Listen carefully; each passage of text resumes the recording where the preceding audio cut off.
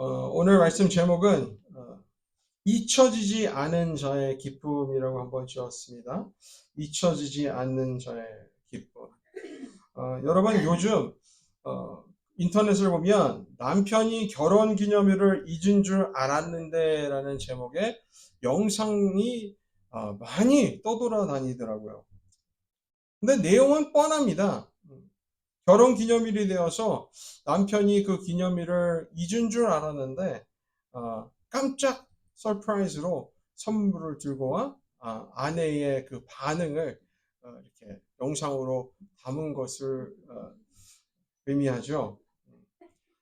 저는 개인적으로 이런 영상을 볼 때마다 저의 아내의 지혜로움에 또 한 번 놀랍니다. 저의 아내는 참 지혜로운 여자예요. 정말 하나님께서 저에게 좋은 배필을 선사해 주셨어요. 왜냐하면 저희 아내는 제가 결혼 기념일과 발렌타인스데이와 아내의 생일을 절대 잊지 못하도록 모든 날들을 2월에 10일 간격으로 세밀하게 계획하였어요. 그래서 2월 4일은 저희의 결혼 기념일이에요. 그리고 10일이 지나잖아요. 그럼 2월 14일은 뭡니까? 발렌타인스데이예요. 그리고 또 10일이 또 지나지 않습니까? 24일은 저의 아내의 생일이에요. 그래서 저는 2월에 있는 기념일들을 남들처럼 쉽사리 잊을 수가 없습니다. 그리고 왠지는 모르겠지만 2월 달만 되면 왠지 모르게 손에 막 식은땀이 나고 긴장하게 됩니다. 웃자고 하는 얘기지만 또 그 많은 영상들 가운데 한 노부부의 영상이 제 눈을 사로잡았습니다. 이 부부는 42번째, 42번째 결혼 기념일을 맞이하고 있었습니다. 그런데 아내와 남편 모두 암 환자였습니다. 그래서 그 암 투병 중에 치료를 받으면서 아내가 아휴 나도 힘들었는데 우리 남편도 힘들었겠지 하면서 결혼 기념일 날 아무것도 기대하지 않았습니다.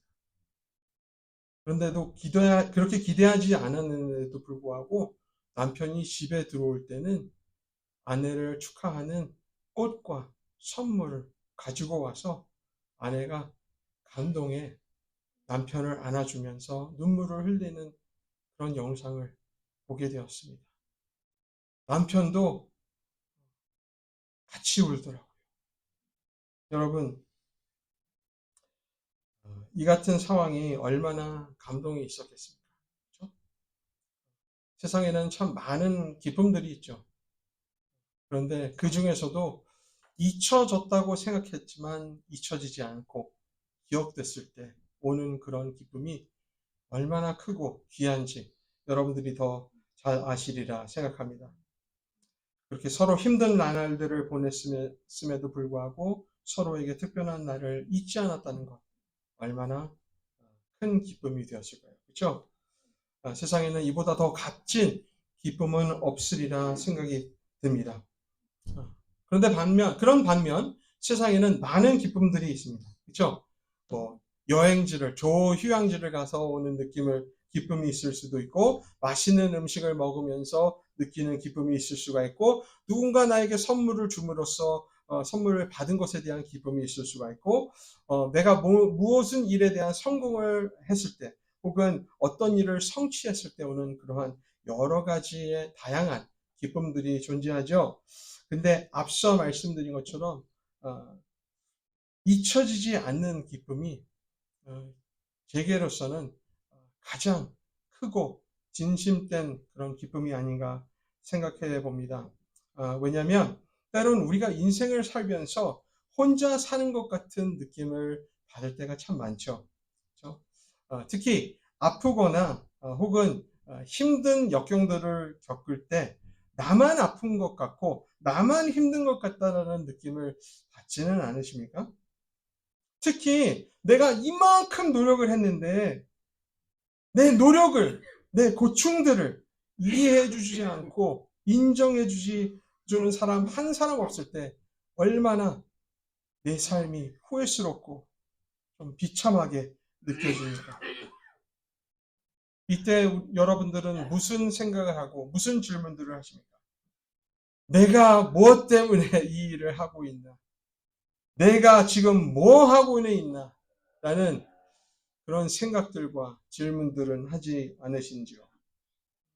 그런데 내 주변에 나를 사랑하고 나를 인정해주고 나를 알아주는, 나의 노력을 알아주는 그런 가족들과 친구들과 이웃들과 동료들이 있다면 얼마나 그것이 큰 위로가 되고 큰 기쁨이 되겠냐는 것입니다.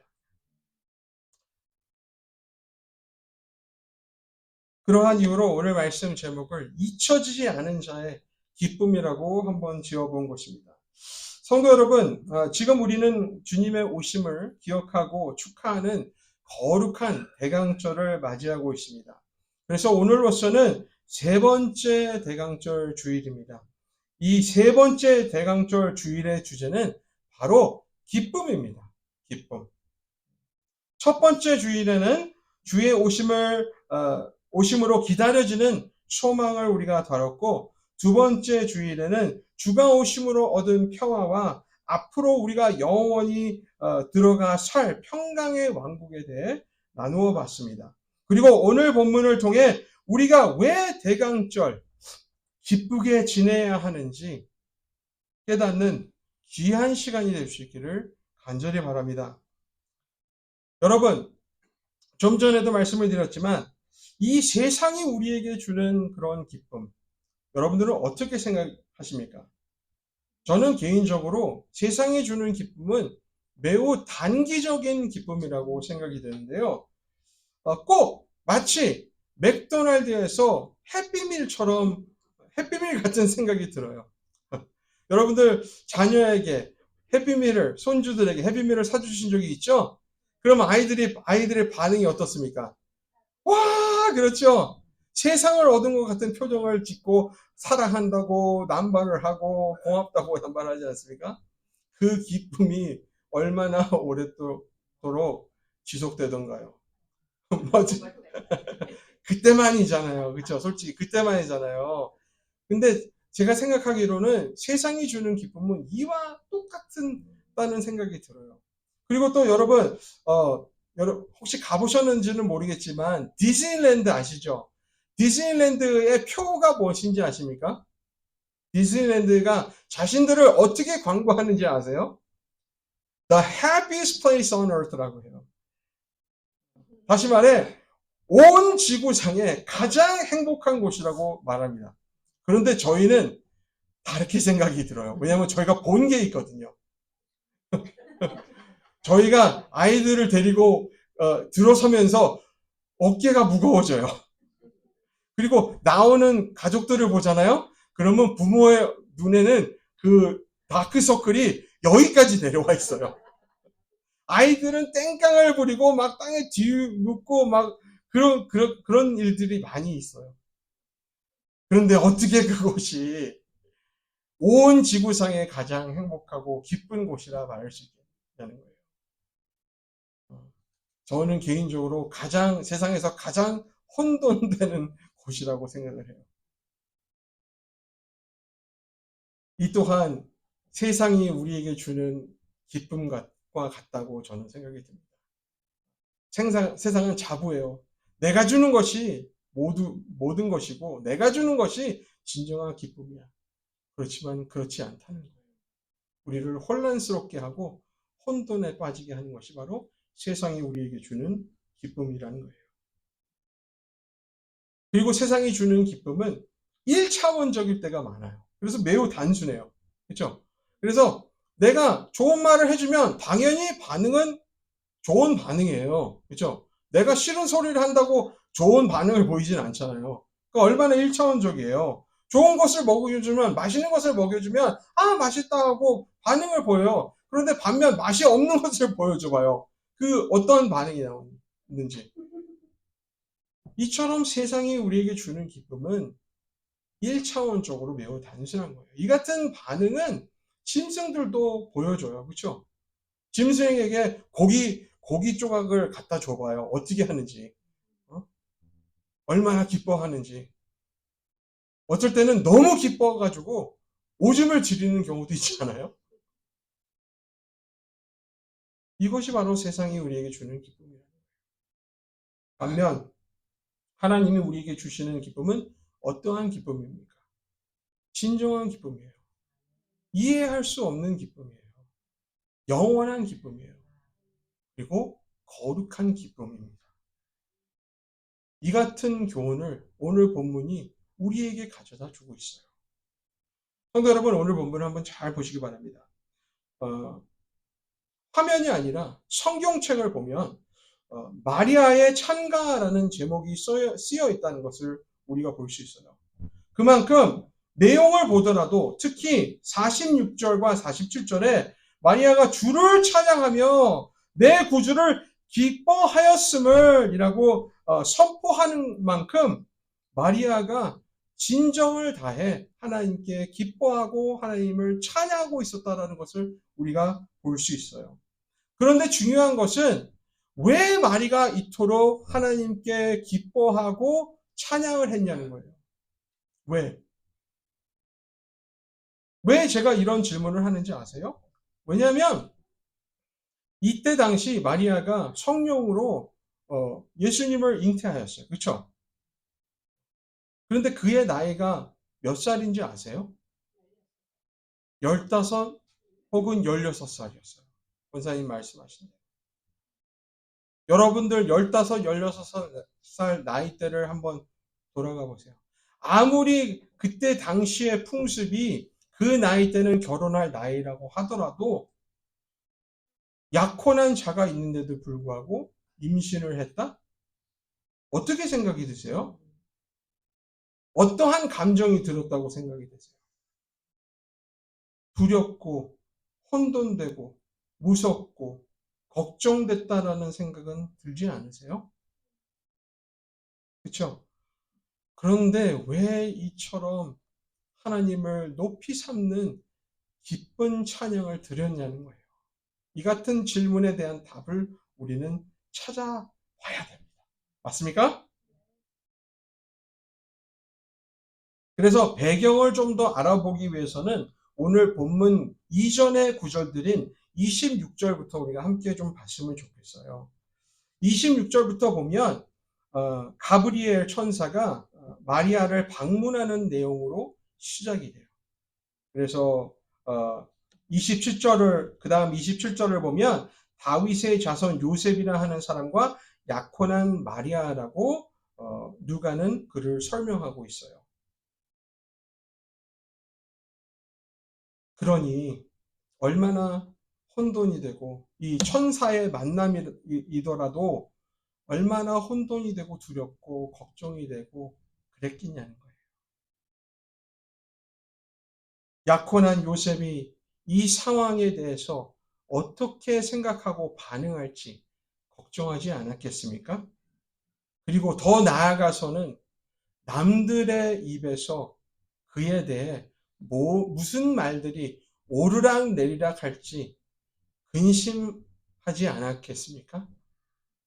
여러분들이 납득하기 힘든 상황에서 남들이 뭐라고 해더라도 상관이 없어요? 근심하지 않으세요? 남들이 뭐랄까 근심하잖아요. 그렇죠? 우리도 하나님이 하신 말씀을 순종하려고 할 때 우리가 망설이는 이유가 무슨 이유 때문입니까? 하나님의 말씀을 거룩한 말씀을 순종하라고 주셨는데 내가 왜 망설이냐는 거예요. 그 이유는 내 가족이 나에 대해서 어떻게 생각할까 두려워. 내 주변 사람들이 나에 대해서 어떻게 생각할까 두려워. 거부하고 심지어 그 거부로서 불순종으로 이어가지는 않냐는 거예요. 반면 마리아는 이 같은 상황 속에서도 이처럼 기뻐하고 하나님께 찬양을 드릴 수 있었어요. 그 이유는 30절을 보면 또 자세하게 나와요. 천사가 마리아가 놀라워하는 모습을 보고 첫 마디가 두려워하지 말라, 무서워하지 말라라고 해요. 그러면서 마리아의 이해를 돕기 위해 앞으로 나실 예수님에 대한 설명을 해요. 예고를 하고. 그렇죠? 근데 거기서 끝나지 않아요. 계속 읽어보면 가브리엘이 굳이 말하지 않아도 되는 말을 해요. 그 무슨 말이냐면 사촌 언니였던 나이 많은 가임기가 지난 엘리사벳이 임신을 했다는 것을 그 소식을 전해요.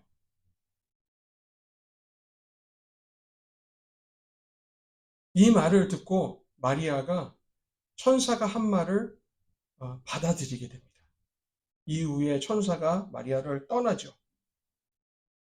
그런데 마리아가 이 천사가 떠나자 어떻게 하는지 아십니까? 바쁘게 엘리사벳을 만나러 가요. 엘리사벳을 만나러 가는데 마리아가 나사렛에 살았거든요. 근데 엘리야가 거주하는 곳은 성경에 뭐라고 나와 있냐면 유대 산골 동네라고 나와 있어요. 이 유대 산골 동네는 나사렛에서 약 100마일 정도 떨어진 곳이라고 해요. 뭐 지금 같았으면 우리가 뭐 차를 이용해서 쉽사리 뭐 한두 시간 운전해서 갈 수 있는 곳이지만 당시에는 3일 걸려 가야 한 곳이라고 해요. 그 험난하고 힘든 여정을 마리아는 주저하지 않고 천사의 말을 확인하기 위해 갔다라는 거예요.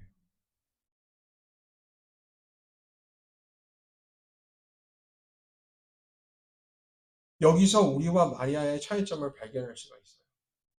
우리는 하나님의 말씀이 우리의 삶 속에 납득이 안 되고 내 머리에 납득이 안 되고 이해가 안 되고 남들 주변이 뭐라 할까 하는 생각하는 그런 근심들로 우리는 불순종할 때가 많아요. 확인조차 하지 않으려고 해요. 근데 마리아는 달랐다는 거예요. 마리아는 확인하러 갔다는 거예요. 그 길이 험난하고 힘들어도 마리아는 갔어요. 그 길이 3일이나 걸리는 곳이어도 어린 나이임에도 불구하고 여자의 몸인데도 불구하고 홀로 몸이 아닌데도 불구하고 그 길을 뚜벅뚜벅 나아갔어요.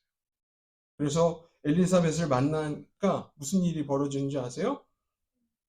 엘리사벳 배 안에 있는 세례 요한이 기뻐 날뛰었다 라고 기록하고 있어요. 마리아가 나 성령으로 인해서 잉태했다, 임신을 했다라는 말도 하기 전에 벌써 알았다는 거예요. 그렇죠? 그래서 그 이후 무슨 일이 벌어집니까? 엘리사벳이 성령의 충만함을 받았다는 거예요. 그 성령의 충만함으로 예언하는데 축복의 예언을 해요. 대대로 많은 사람들의 축복이 될 여인이다. 그렇죠? 이러한 말을 듣고 마리아가 이제는 확신을 가지고 두렵고 이해하기 어렵고 복잡하고 걱정되는 상황에서 이제는 자유할 수 있게 되었어요. 그리고 기뻐할 수 있게 되었다는 거예요.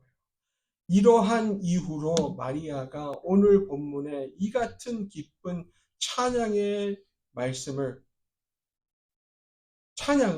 하나님께 하고 있는 거예요. 여기서 우린 마리아와 우리의 차이점을 발견하게 됩니다.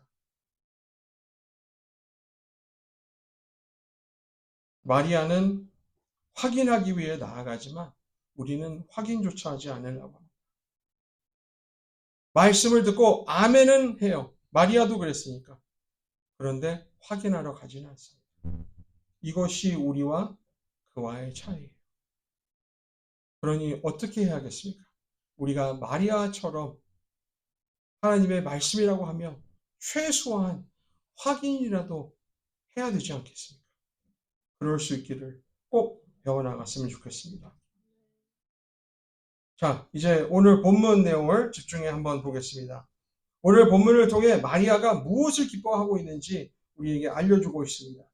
빠르게 진전해 나가겠습니다. 본문 46절로 49절은 마리아 자신의 개인적인 찬양이라고 할 수 있는데 46절을 보면 마리아가 내 영혼이 주를 찬양하며라고 할 만큼 그가 온 몸과 마음과 영을 다해 하나님을 찬양하는 것을 말하고 있다는 것을 우리가 알 수 있고 또 47절을 보면 내 마음이 하나님 내 구주를 기뻐한다 이렇게 고백하므로 자신의 하찮은 신분에도 불구하고 자신을 잊지 않고 구원해 주심에 대한 그의 감사의 표현을 하고 있다는 것을 우리가 볼 수 있죠. 이 같은 고백은 48절에도 계속해서 이어지는데 자신을 뭐라고 합니까? 여종이라고 칭하죠. 자신을 낮추고 있는 것입니다. 그리고 자신의 상태가 비천하지만 수백만 사람들 사이에서 하나님께서 자신을 선택한 것에 대해 감사하고 있음을 우리가 볼 수 있죠. 그를 선택하심으로써 그가 만세에 복이 되었다는 것을 고백하고 있습니다. 이후 50절로 55절은 하나님께서 과거의 역사하심을 미래에도 소망하는 찬양을 하고 있다는 것을 우리가 볼 수 있습니다. 우선 이 말씀의 중점은 하나님에 대한 내용이라는 거예요. 하나님의 거룩하시며 하나님이 능력자이시며 하나님이 정의로운 분이라는 것을 말하고 있음을 우리는 먼저 알아야 됩니다. 그리고 그는 아무에게나 긍휼을 베푸시는 분이 아니라는 것을 50절로 우리가 분명히 알았으면 좋겠습니다. 세상에는 도움이 필요한 불우한 이웃들이 참 많이 있습니다. 그런데 하나님께서 집중해 보시면서 긍휼을 베푸시는 자들은 하나님을 두려워하는 자, 다시 말해 하나님을 경외하는 자.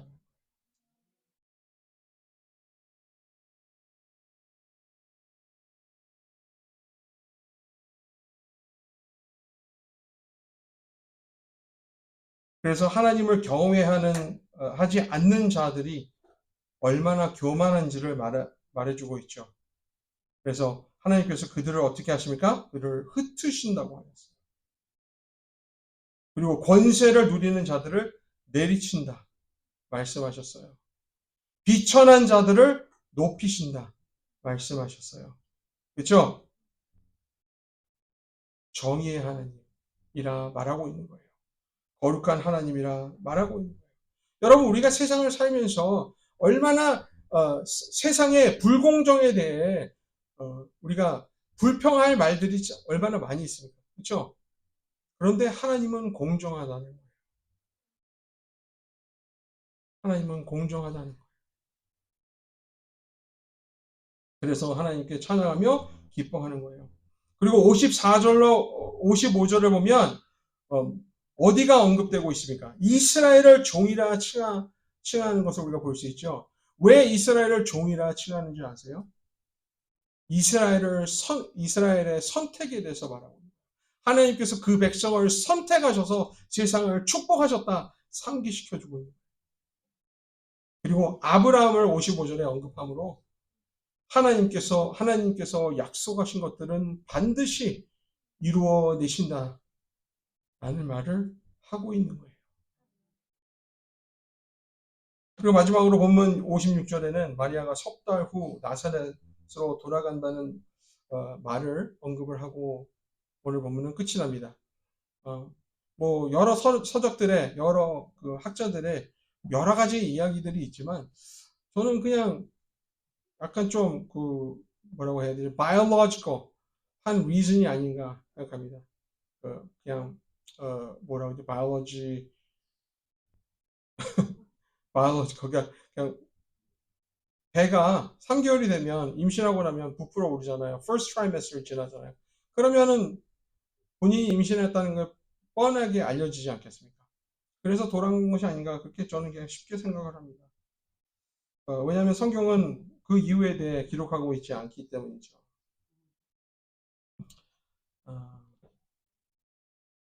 그래서 오늘 본문을 보면서 마리아가 기뻐하며 찬양할 이유를 우리가 다시 한번 정리해서 생각해 보기를 원하는데요.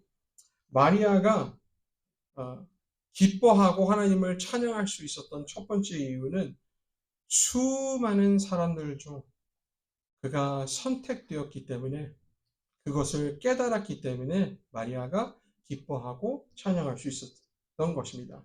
이 같은 사실은요, 우리에게도 분명히 적용이 됩니다. 여러분이 이곳에 계신 이유, 본 교회에 본 교회가로 이루어 가시는 이유, 하나님께서 수많은 영혼들, 수많은 사람들 중에 여러분들을 선택하셔서 불러 모아 주셔서 여러분들이 이곳에 있는 거예요. 그렇죠? 그러니 감사하지 않을 수 있겠습니까? 감사해야겠죠. 또 마리아가 또 기뻐할 수 있었던 이유는 권세와 정의의 하나님이 그의 구원자 되셨기 때문입니다.